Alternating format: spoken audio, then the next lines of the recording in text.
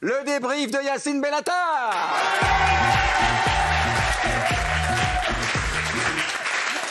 Ça va le public? Hier, vous avez reçu Yann Moix 50 minutes. Du coup, hier, on a une nouvelle émission sur C8 après le 6 à 7 avec Bernard, le 8 à 9 avec Yann Moix. 50 minutes, c'est très long. C'est la durée d'une mi-temps de foot, plus les arrêts de jeu. Et en plus, il n'y avait même pas Benzema. Le problème, c'est que Yann Moix, il est souvent dans l'embrouille. Regardez.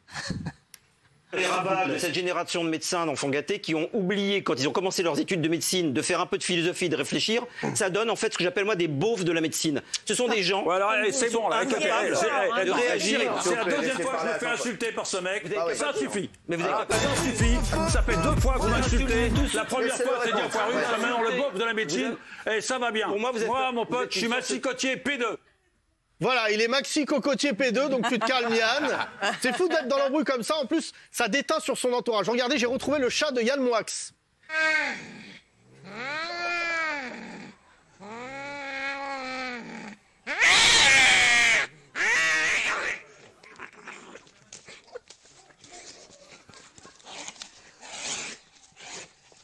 Depuis hier, une nouvelle expression est entrée dans la langue française, le Moix-je. Ce qui veut dire parler de soi sans s'arrêter pendant 20 minutes.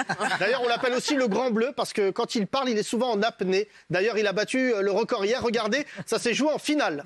La mort à laquelle on ne s'était plus habitué depuis plus de 50 ou 60 ans, ou 70 ans, est devenue tout d'un coup intolérable, insupportable. C'est-à-dire que l'idée même de mourir avait disparu de notre horizon et on s'était habitué quasiment au fait d'être immortel. On avait autour de nous des gens qui mouraient, mais on n'avait pas eu la sensation qu'on pouvait mourir, nous, à tout moment, comme on l'a eu pendant le virus. Même pendant les actes terroristes, on n'a pas ça. Et du coup, on s'est acclimaté dangereusement au fait que la mort était illégale, illicite, illégitime et anormale. Ce rappel, tout d'un coup, de notre mortalité a fait un effet boum dans la société humaine, et tout d'un coup, on a trouvé inadmissible que les vaccins n'arrivent pas plus vite, inadmissible que les hôpitaux soient pleins, tout est devenu inadmissible, mais ce qu'on ne supporte plus, Cyril, et c'est pour ça qu'on est en désaccord, parce que Francis Lalanne, il fait ce qu'il veut, moi je ne suis pas du tout dans ce registre-là.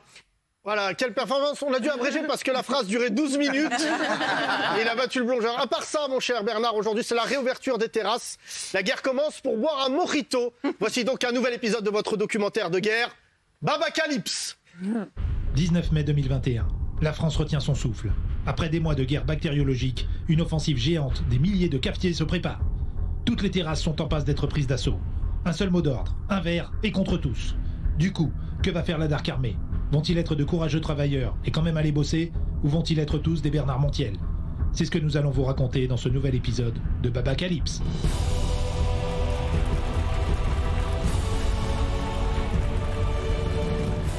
Nous sommes le premier jour du monde d'après.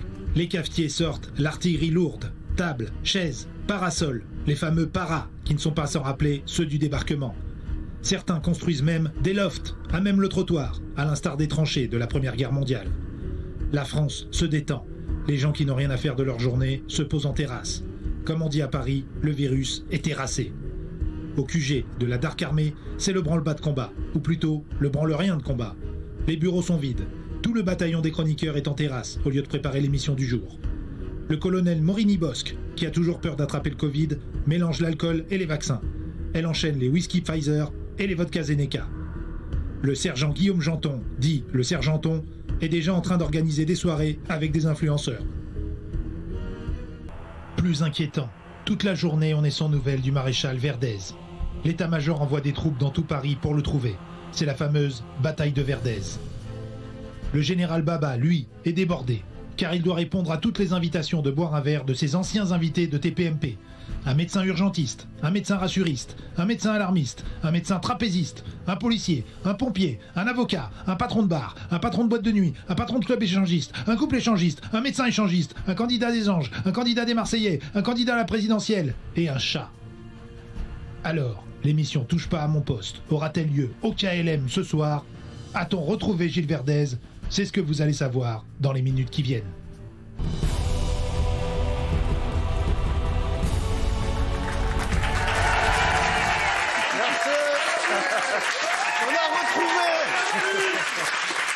On a retrouvé Gilles Verdez qui s'était caché dans une chicha. Bonne émission à tous. Salut Yacine, merci.